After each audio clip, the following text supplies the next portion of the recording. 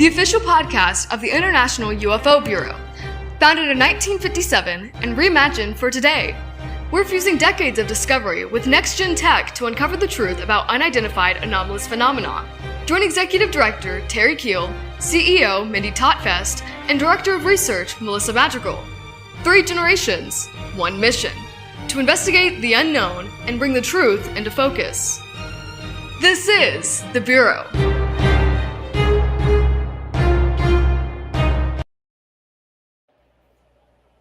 Hey. Welcome to the Bureau, where 3 generations of women come together to investigate the truth behind unidentified anomalous phenomenon.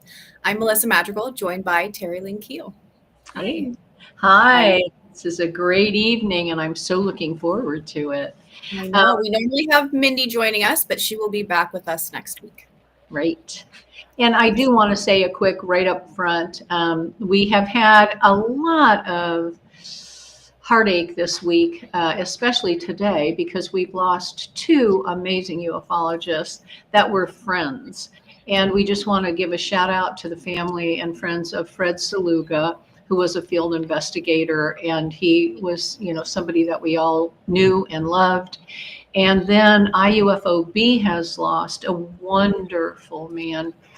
He was a police officer, a Marine, and a helicopter pilot, and just a great friend, very, very bright man. And we are so going to miss Mike Six.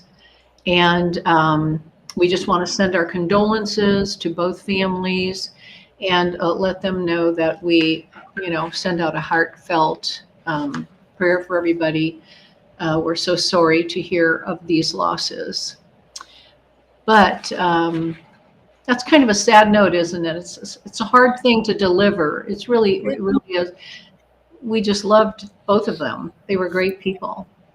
I don't think there's ever a good way to deliver that kind of news. No. But I did want to say something. I didn't want to have our show tonight without mentioning both of them. Absolutely. But on a happier note, you have some things to talk about. So let's move forward. Before we get into the show, we'd like to prompt the audience with some questions. Yeah. So our first question for you guys this evening is, do you think nuclear-linked UFO sightings deserve more governmental attention than standard UAP reports? Mm-hmm. So go ahead and answer that in the questions if you would like to. And our second question for the evening is, if you could ask a close encounter witness one question, what would it be? So I'm going to answer that in the comments as well. They're both loaded questions. Let's yeah, we'd love to hear from you. So please answer us and let's hear what you have to say. Yes. So before we get your guest on, I guess we'll do some UFO history of the week. Sounds good.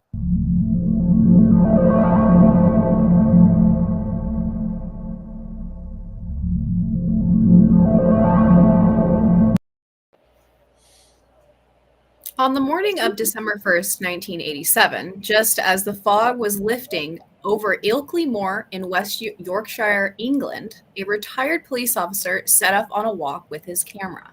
He never expected what he'd come back with. According to his account, as he made his way across the open moorland, he noticed a small figurehead, humanoid, short, greenish-gray in color, with long arms and a large, oversized head, and it wasn't moving like a person. Instinctively, he raised his camera and snapped a photo. He claimed that the being turned, moved quickly away, and disappeared over a ridge. Moments later, he saw a large metallic craft lift silently into the sky from behind the hill and vanish into the clouds. What makes this case unique isn't the sighting, it's the photograph. He produced an actual image of the creature. And while the quality is grainy and the shape ambiguous, analysis couldn't definitively debunk it. Some call it a hoax, others said it was just too weird to write off. The witness later claimed he lost over an hour of time after the encounter. Under hypnosis, he described being taken aboard a craft and shown disturbing images of Earth's destruction, nuclear war, environmental collapse, and was told that humans were steering towards catastrophe. He never sought money or fame. He never released his real name. And to this day, the Ilkley Moore case remains one of the UK's most eerie and hotly debated alien encounter reports, with physical evidence, alleged missing time, and classic abduction imagery, all wrapped into one foggy December morning. Wow, that certainly is an incredible story.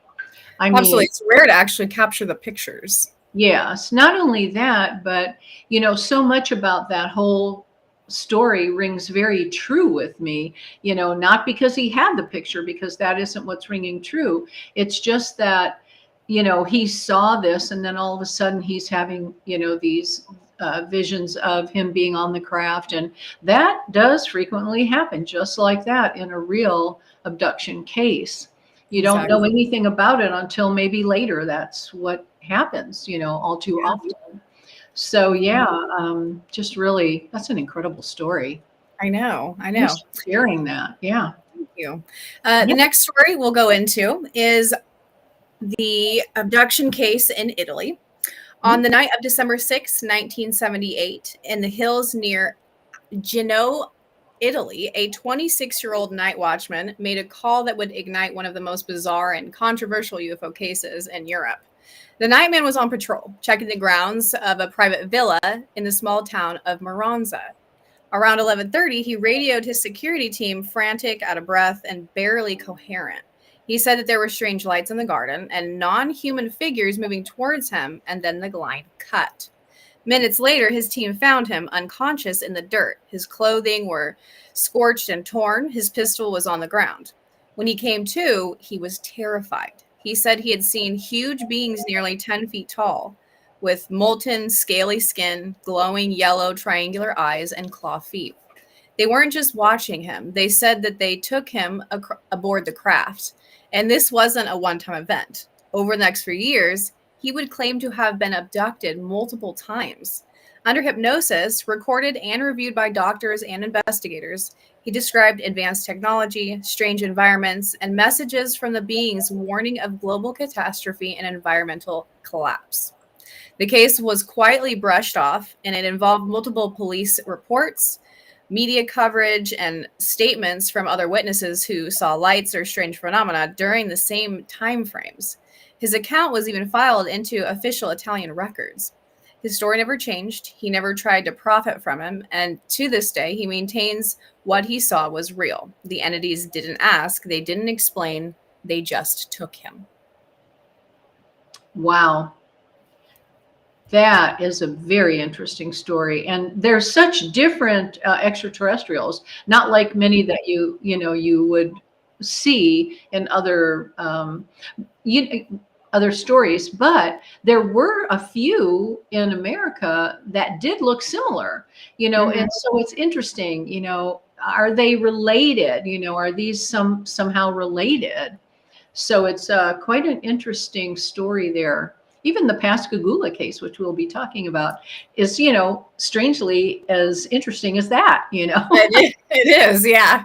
Yeah, I know. And I can't wait to bring Irena on, Dr. Irena, sorry, and talk with her about what's been going on. And boy, she is a wellspring of information, and we just love having her on.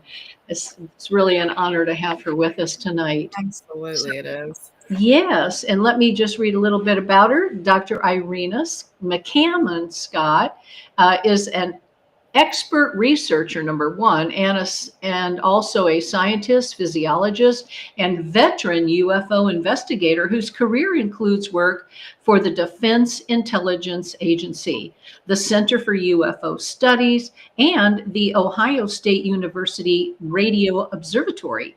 She holds a PhD in psychology, has conducted postdoctoral research at Cornell University, and has taught and published extensively across scientific journals and major magazines.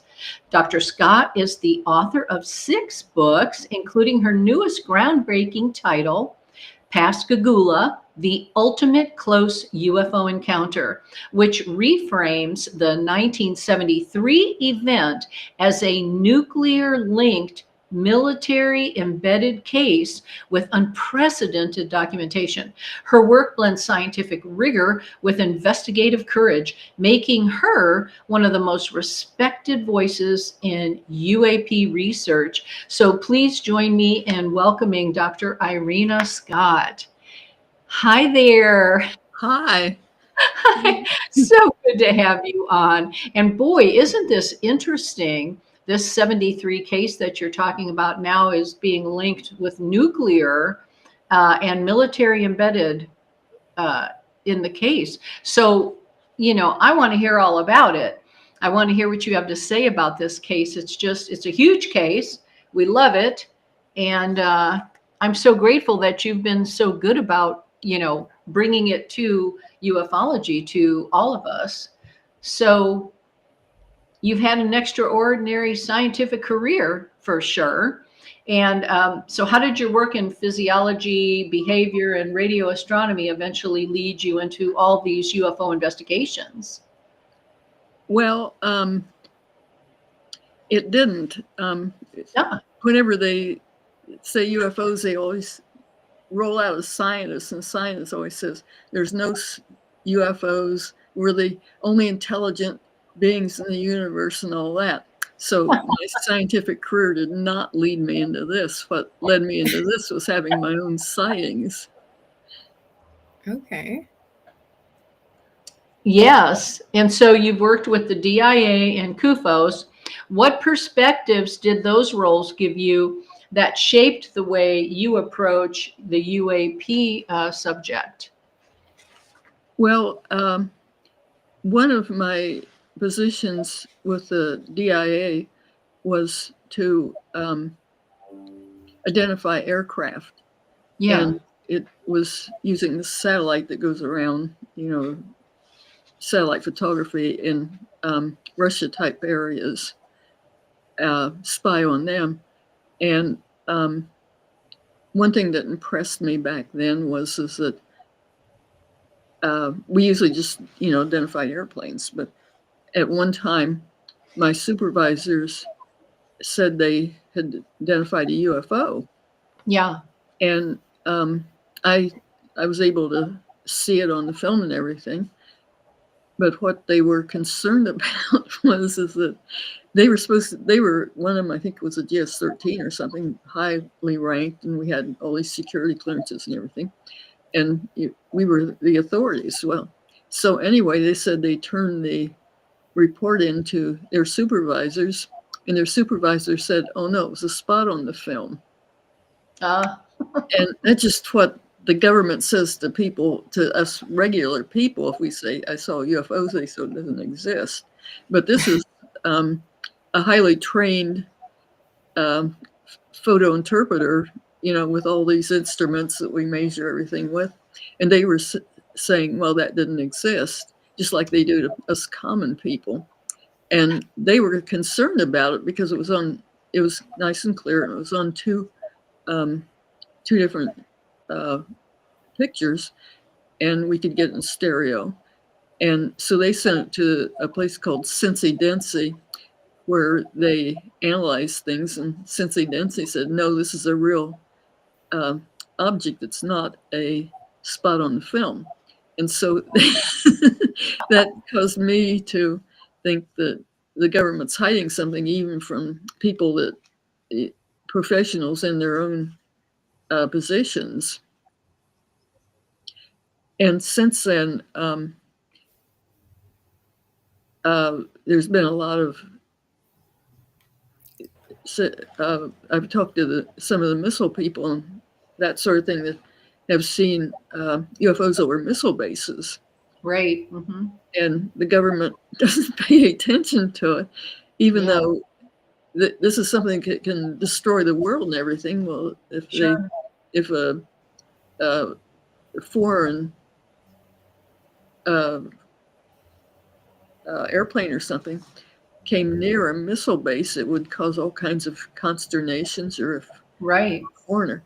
But if a UFO flies right over and turns out with the missiles, well, the government doesn't say a thing, which makes no sense to me at all. Well, I'm wondering, are they cloaked, perhaps? The UFOs? Yes. No. No. Okay. I mean, like the one that Robert Salas reported about, he was the officer and launch control officer, and he said that he was down under, but he said that he received a phone call from these people that saw this big thing hovering over the base, and Yeah. then all the missiles cut out. Hmm. And so, but the government isn't concerned about that. Well, that's interesting, because if they're not concerned, either they know something they're not sharing with us, or they don't believe it, or what's I going just on came with across that? a story kind of about this a little bit. There was a man who was of high military ranking. He never experienced a UAP before. He experienced one and tried to get it to go through the up and ups, and it would not work. So he himself went to, I think it was one of the generals, and said, "I demand that you tell us what this is." And he says, "Well, we know they're around. We just know that they aren't a threat to us." And I'm like, Yeah, that wouldn't was you want to know what they are though? right. They're not a threat. And how do you know they're not a threat to you if you don't know what it is? Yeah, exactly. Yeah, but well, they haven't done anything really threatening to any of us, and they've been here since the 20s, 30s. I mean, there's so many. Well, of course, they've been here way before that, but Yeah.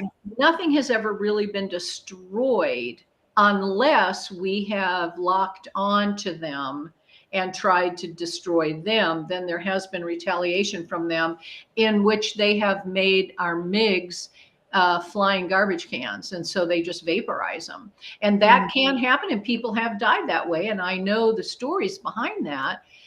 Friends of mine that have shared, and these are military documented losses, but we never hear about that stuff, really. I mean, Dr. Irena, have you heard about any of that in the past? Yeah, I've heard a little bit about it, but didn't make the news. No, it doesn't make the news, because they would never want us to be concerned about it, because like you say, they kind of downplay the whole scenario to begin with. It's very interesting, and I don't know what all the nonsense is about after all these years. You would think that they would just come out and tell the truth, the way you do and the way other ufologists do. What we know, and they can't take that away from us, I guess, huh? Yeah. Yeah. I want to shift over to Pascagoula a little bit. So your new book, it reframes Pascagoula not as just an abduction case, but as a nuclear linked military connected event. What was the moment that you realized this case needed a deeper look? Well, I gave a talk about one of our earlier books about that we had a lot of witnesses and everything to UFO Fest in McMinnville, Oregon. And afterwards, I talked to one of the people that had been at the missile site and had experienced missiles. And then I'd also had some podcasts where people said, "Oh, there's a cover-up with Pascagoula," and they didn't explain how there was a cover-up and things. And so this made me go through my papers that I had on documents and things, and I found where somebody said that there was a nuclear site there, and that they didn't want anybody to know about it, and they were hiding it. And so that caused me look into more detail about what's going on. And what is that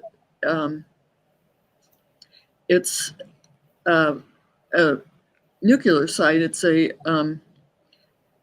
abduction took place right beside a nuclear site. You think of nuclear sites as where there's missiles, or like Hanover or Oak Ridge or something like that. Well, this wasn't. This was a shipbuilder. However, this shipbuilder was building nuclear submarines, and even nuclear submarines with nuclear missiles. So it was a advanced nuclear site. But you don't think of a nuclear site as being a shipbuilder. And so we had worked on this for years, and the other, all kinds of witnesses, and nobody seemed to realize that it was nuclear. And so I think that puts it in a different category than we'd ever thought about it before. And so I was trying to mention that this is a advanced nuclear site. Mm-hmm. It's not just a good old boy Southern fisherman's sighting that it's always been presented as.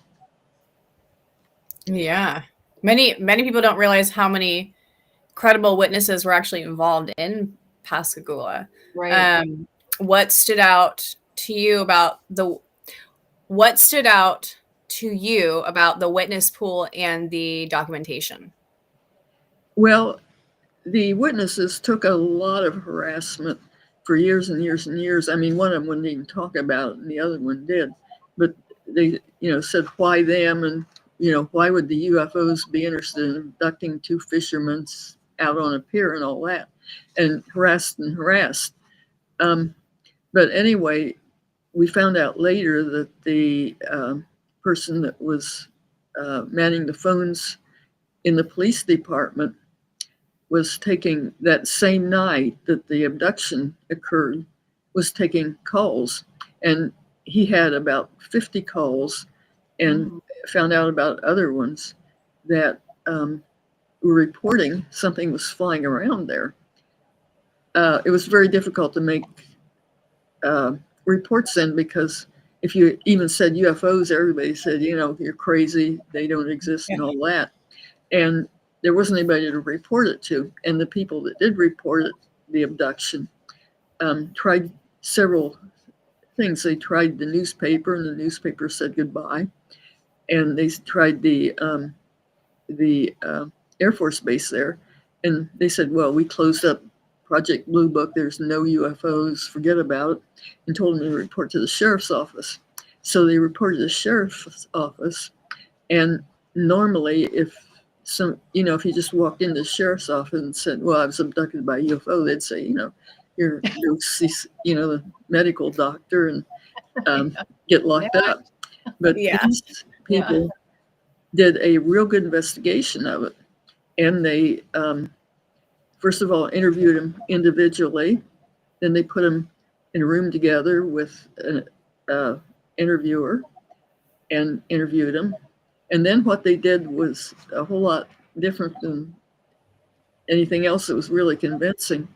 They wanted to know if there was a hoax, and they didn't want to be made fun of if the people were hoaxing. So they the interviewer left when these two men were alone in the room, and then they were alone, and they thought they were alone, but they had the sheriff's department had a hidden tape recorder. And so they thought if these people were hoaxing, they'd be say, well, we really put one over on them, and all that. But the two men were just terrified. They were just having heart attacks and just out of their minds with fear. And, it was like a post-traumatic stress example. I mean, they were just overwhelmed. Yeah. And the tape still exists, and it's on the internet. And so that people can tell how stressed they were. And so that was very convincing, because they knew they weren't hoaxing. And then besides that, there were all these other reports of people calling in at the same time. And we didn't realize that. And when the first reports came out, nobody realized there were just a whole lot of other people there that saw things. Right.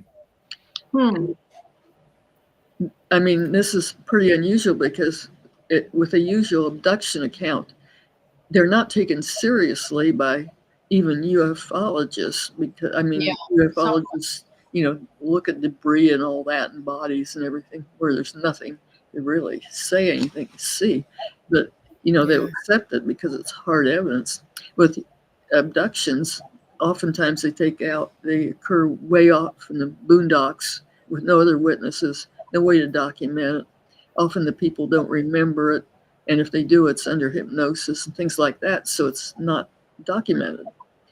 Well, this one was very, very different because there was a lot of documentation. And for example, in the book that Philip Mantle and I wrote, Beyond Reasonable Doubt, Mm-hmm.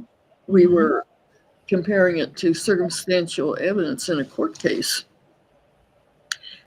And we had enough evidence that we thought would, beyond reasonable doubt, convince a jury that something happened because there were all these other witnesses. And so it was a lot different from the usual abduction story. Yeah. And so we Well, thought this was really significant because they don't accept abductions, but we were saying this one had many other witnesses. yes. You know, the location where this happened played a huge part in your book, in the situation. Why do you think UAP activity is so often concentrated around nuclear facilities, military, and high security sites? Do you think that that in and of itself is a factor? Well, I think it's an important factor because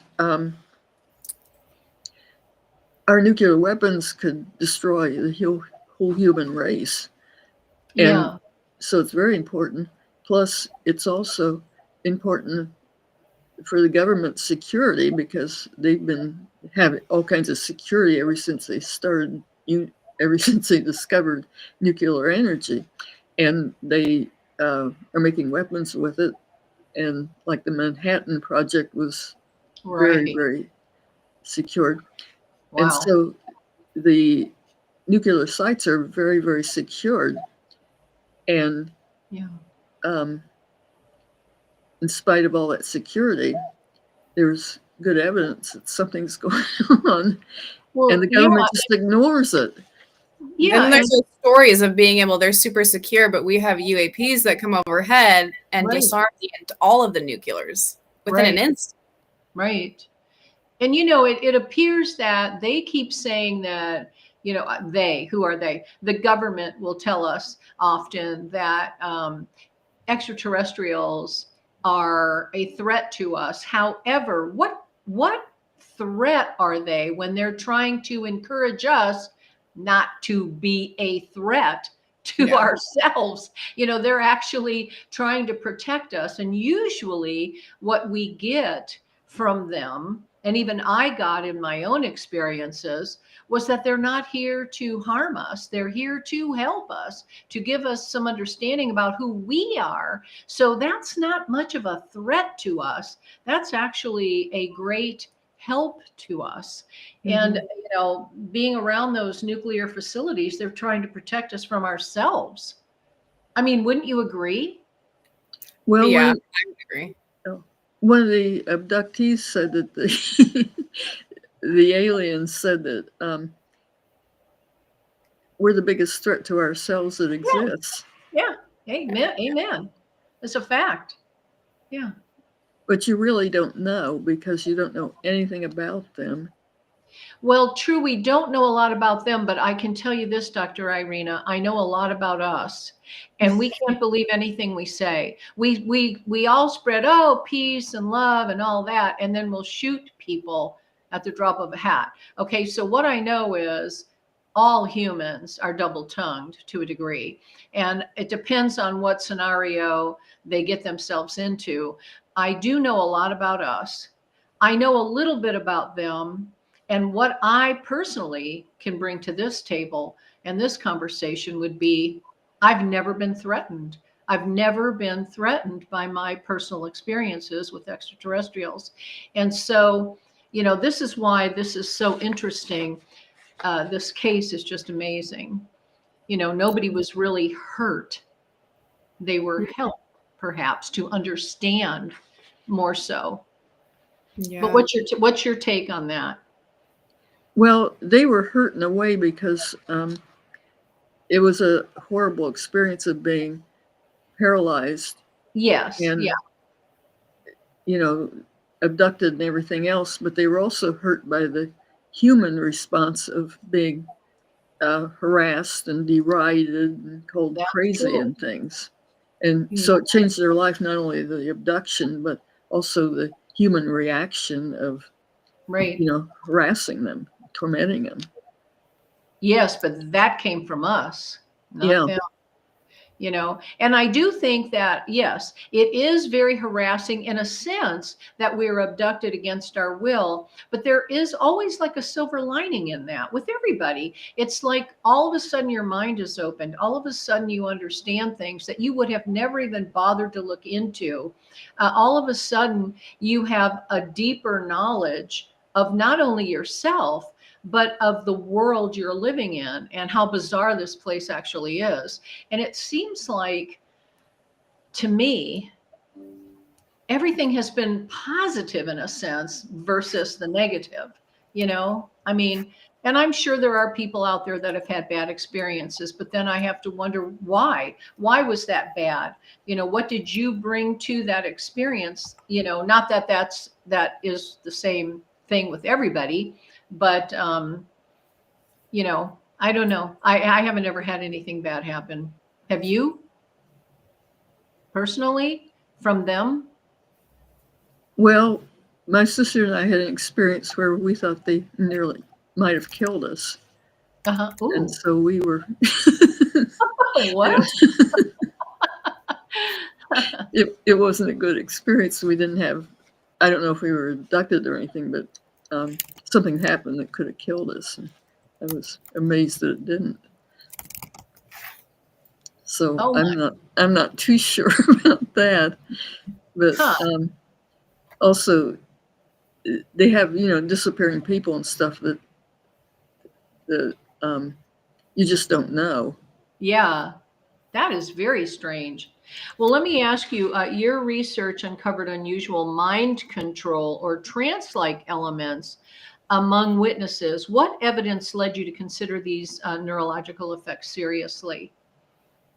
Well, I think abduction has neurological dimensions because you can't really prove that it exists, but people report it, and it's part of a person's experience. In the same way, just with UFOs in general, you can't prove it, but people are saying, this happened to them.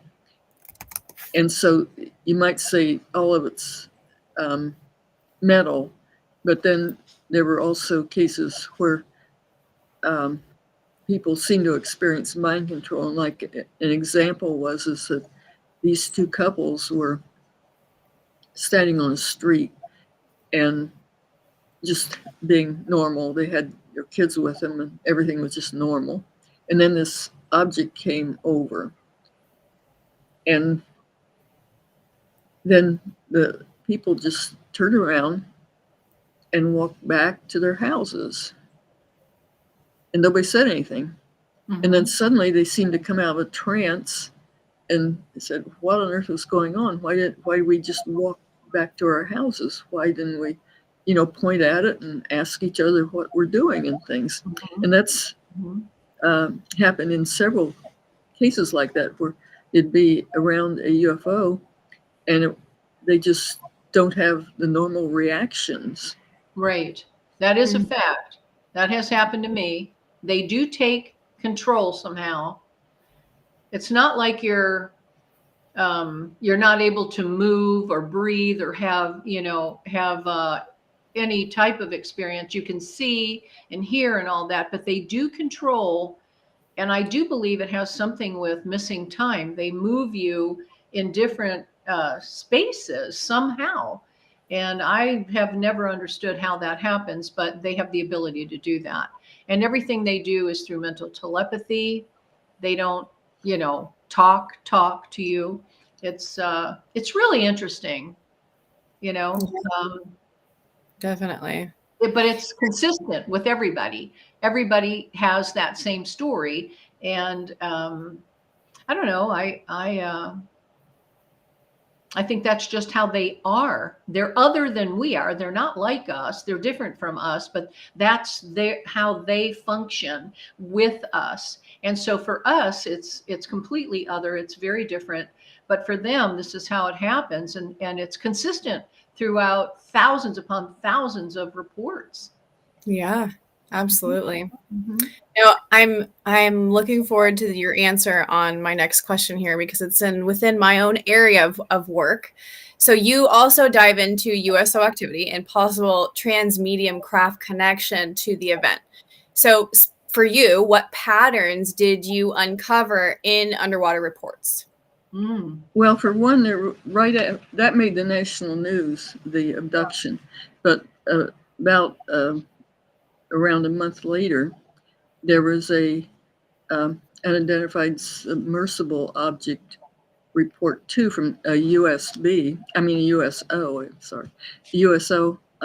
report that from a real close to where the abduction was, and there were 9 witnesses, including the authorities, and there's only one alive. And I spoke to him and interviewed him, but he said that he was a 16-year-old at the time with his father, and they were net fishing, which was their occupation. They were used to being out in the Pascagoula River, and they knew all about it and everything.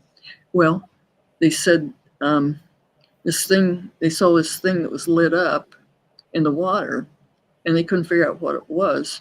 And his father had a real long oar and poked it, and it sounded metallic.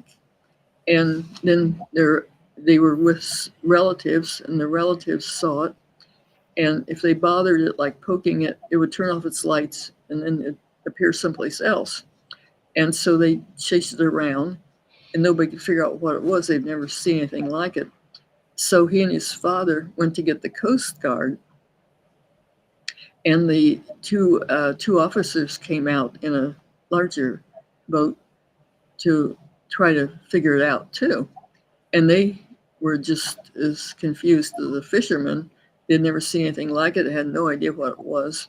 And one of the Coast Guard officers said it had an unusual form of light because when they held an oar over it, the light just went through the oar like an X-ray. It didn't cast a shadow.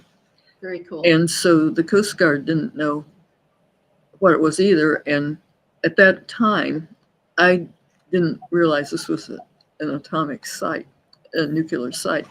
And so at that time, I was surprised because the Coast Guard made a real good investigation. Everybody was laughing and making fun of the 2 people that said they were abducted.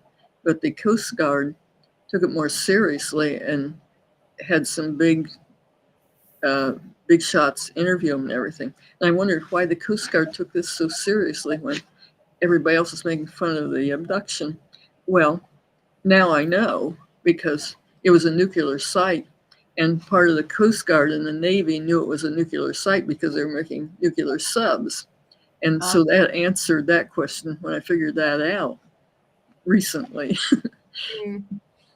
So there was quite a contrast between this object, that the USO, and the abduction account.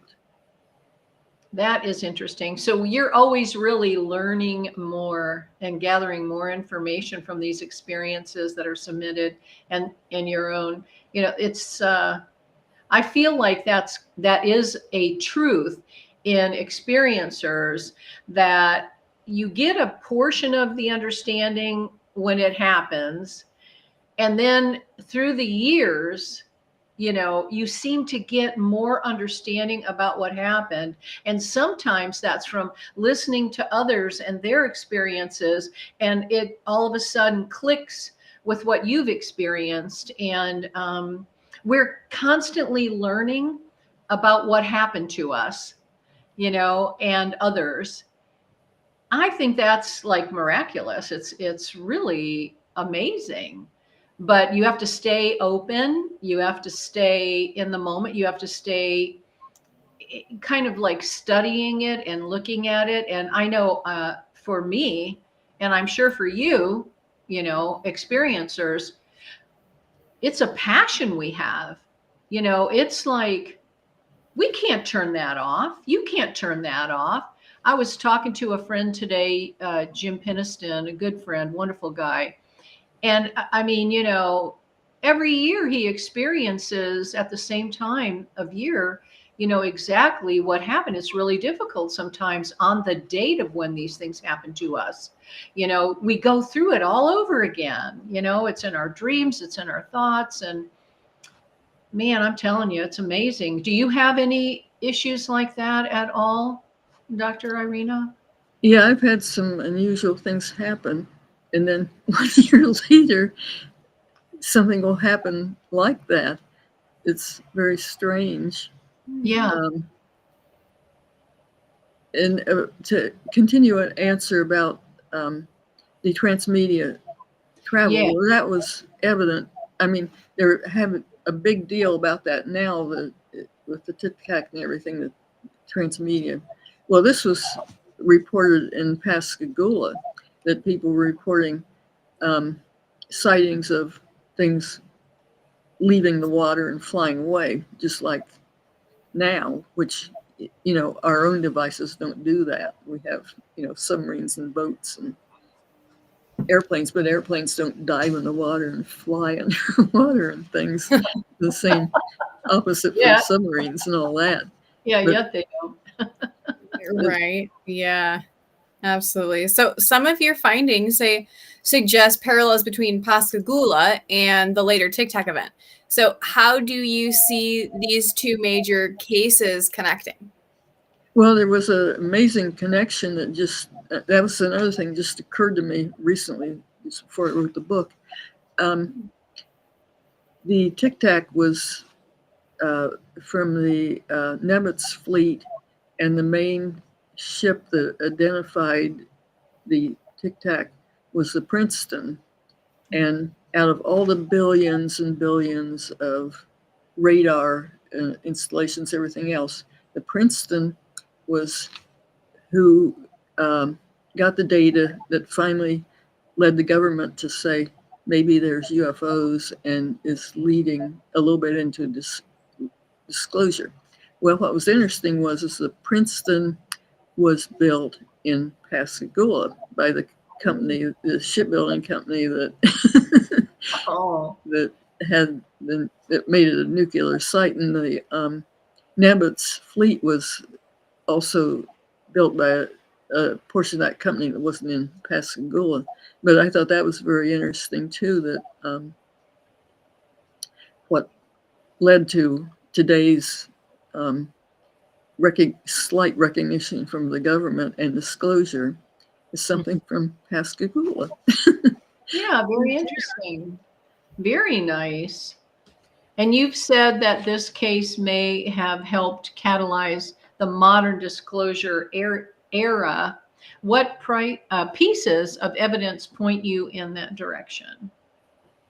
Just the fact that the ships were built by that company and Pascagoula, and that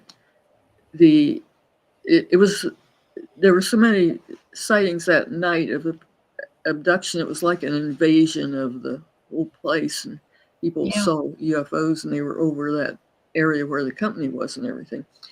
Well, then the ship that led to this, today's disclosure and everything, was also built by that same company, which is sort of interesting. It is. Very interesting. Definitely interesting.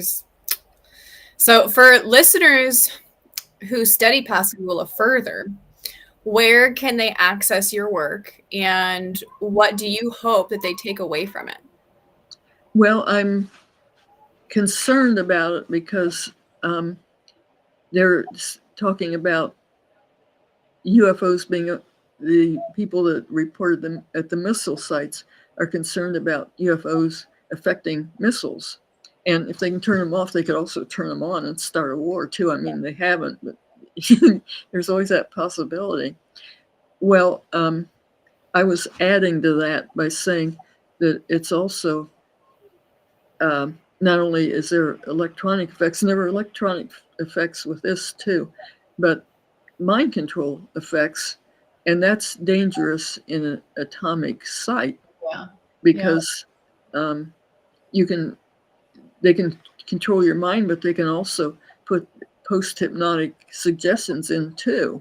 And so I Right. think that should be added to the idea that they can possibly electronically control the missiles. They can also control the minds of people at those type of sites and things. So whether they're dangerous or whether nobody knows anything about them, it should be something to add to the fact that it should be, people should pay more attention to it and pay more attention to the mind control aspects and that sort of thing, where they're kind of saying that doesn't exist. Well, we had a lot of witnesses on that.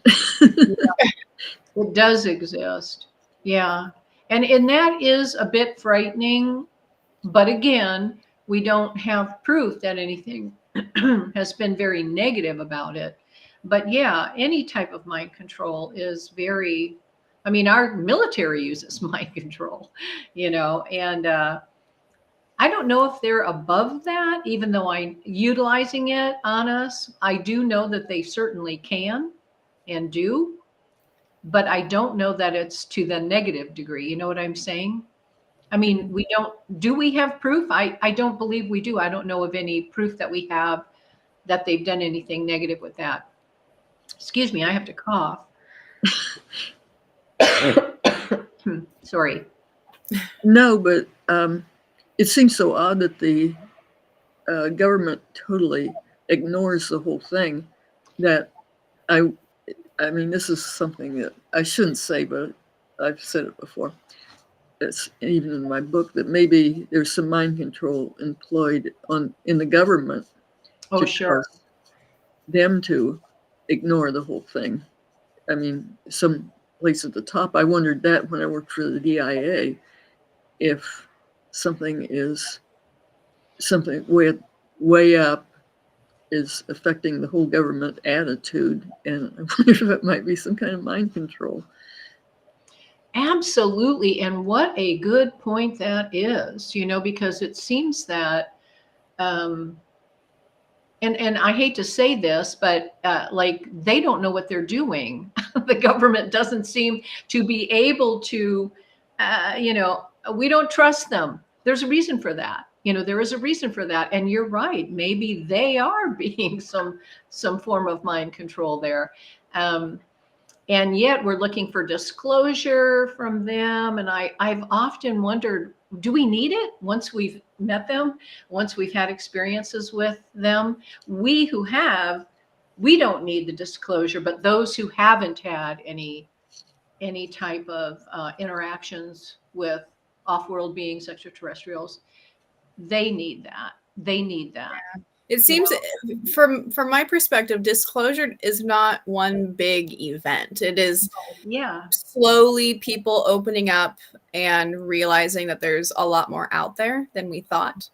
And slowly we're all kind of coming together with the same understanding. Exactly. And I think that's a force for the government that helped them to finally say, just a little bit, that maybe something's not quite normal here. Because pilots and astronomers and all kinds of authority figures report it too. Mm-hmm. And they hadn't just been saying anybody that sees a UFO is, crazy, but very intelligent, highly trained, honest people report it. And so that may affect the government a little bit too when they're saying, oh no. Yeah. Well, we've got some time here to do a little lightning round questions for you. These are always so much fun. So we'll just, we'll shoot them at you and you shoot them back. So number one, most compelling CE case besides Pascagoula. What's your thoughts? I guess there's plenty of them. Well, Travis Walton, but I think there's just a lot of them. Travis Walton's a very interesting case. Yeah. We just covered that recently in the last couple of weeks. Yeah. Okay, next question. Nuclear sites, coincidence or targeted? It's hard to say. I think they've had some studies that say that there's targeted, but with nuclear sites, they're a lot more monitored than, I mean, if you go out in the middle of nowhere, like Ohio, here I'm a farm, I'm not monitored, but a nuclear site is highly monitored so that if something shows up over it, they should know it. And so I think it's hard to answer that because there's a lot more monitors there. Yeah, I Yeah. think that is probably the correct answer. We don't really know. Yeah. Okay. Best witness quality, detail or demeanor? Both. Yeah. I think. No, we already covered this one, but we're going to, underwater UAPs, yes or no? Yes. Okay. Yeah. Government transparency, near or far? Far. Way out Yeah, there. right. Most important tool for investigators, what would you say it is? I think they had, there's a lot, I think they have, well, I worked for the DIA and we, way back then they covered the Earth with satellites. Well, I think places like the DIA have good photography of UFOs that should be scientifically convincing and everything, but they don't say anything about it, even though I'm sure they have it because I worked in this subject and I know. And they have a lot, more advanced photography now than they did then. So at least, I think they have photography. And I think that due to that, they, are investigating somewhere deep in the government. So I think somewhere in the government, they know quite a bit about it, but they may not know too much. I wrote a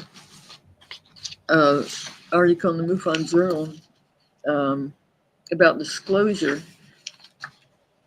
several years ago, and that was where I worked at Battelle Memorial Institute. And while Project Blue Book was going on, they were saying UFOs don't exist. But at the same time, they hired Battelle to do a top secret investigation of UFOs. So they were saying no UFOs and spending money on a top secret investigation. Well, what this was about memo.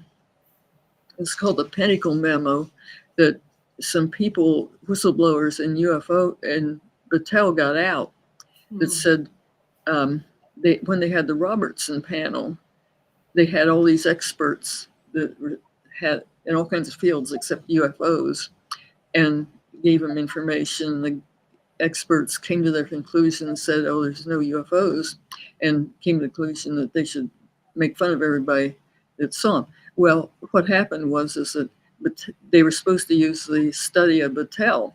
Well, the memo that came out was from Battelle to the head of the project at top secret project at Battelle to the head of Project Blue Book saying, we haven't completed our investigation. And so anyway, they went ahead with the Robertson panel and said, like they had the investigation and they were supposed to use it and everything. They hadn't even finished the investigation. And so they came to this conclusion that UFOs don't exist and they didn't have the data, which, the government was lying for two reasons. They were saying on one hand, no UFOs, they don't exist. And they were saying this was a scientific study. Well, it wasn't either one. They didn't know whether UFOs existed or not because they were having a secret study of it, which turned out, it turned out to be positive too. And they didn't say that. They said it was negative. So they had 3 different layers of lies about it. Yeah. That's Okay, I guess we'll go to our next one. I think we've got a couple more minutes until we're at time to head off. One word to describe Pascagoula. It gets more advanced in many dimensions. If you could investigate one site today, which one would it be? Oh, I think Pascagoula is pretty good, but maybe I'm prejudiced though. Stick with what you know, right? Yeah. Well, listen, this has been a wonderful hour, and it has gone by so quickly. And we have so many more questions, and even lightning round questions, but we have come to the top of that hour. So I want to thank you so much, Dr. Irena, for being on with us tonight. And this has just been educational, and I love talking about this. Your book, we hope people will pick that book up at Amazon, The Ultimate Close UFO Encounter, Pascagoula. And thank you so much for coming on. Here's one of your other books, UFOs Today and Beyond Pascagoula. That was your amazing stories in the Sacred Corridors. That was great. Beyond Reasonable Doubt. And look at how much that particular Pascagoula alien looks like that one that we talked about, that you talked about earlier. You know, isn't that interesting? It does. Actually, it does favor it to a degree. Yeah. With those spiky things. Yeah. You know, and those ones, since this is around water, those ones look more aquatic. They do. You're absolutely right. And so you just have to wonder, is that what was going on there? You know?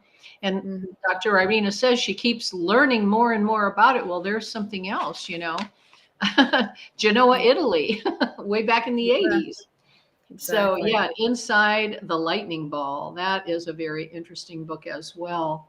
All available on Amazon from Dr. Irena Scott. So thank you so much again. And just privileged to have you on. It was our honor to have you here today. Thank you so much. Thank you. I was honored to be on. Good. Thank you. All right. Well, you know, next week on the International UFO Bureau, we have Mary Joyce. And a little bit about Mary. She's an author, speaker, and editor. On the main researcher at skyshipsovercashiers.com. Mary talks about the Cherokee Little People, Bigfoot, and her book, Spy in the Sky, is packed with visual evidence of secrets and cover-ups discovered on Mars, the Moon, Antarctica, our own oceans, and space missions. So we'll discuss it all next week right here on the Bureau on Enigmatic Anomalies. That's Wednesday, December 10th. So join us for that. It's going to be a great time, I'm sure. And we can't wait for that. That's going to be another interesting looking forward to hearing some stuff about Antarctica. I know. Antarctica is just really, it's mysterious. Yeah. Definitely. A lot of craziness about that place. Yeah. But Mindy will be back with us next week. And I just want to share that, as always, thank you for joining us on the Bureau tonight. And visit internationalUFObureau.com and follow us on social media to stay connected with us. And visit our online store and report your sighting to report.iufob.com. So until next time, stay curious, stay courageous, and never stop demanding the truth. Thank you for joining us today on The Bureau. For exclusive content, follow the International UFO Bureau on Instagram, TikTok, and Facebook. From yesterday's sightings to tomorrow's revelations, be sure to tune in next time right here only on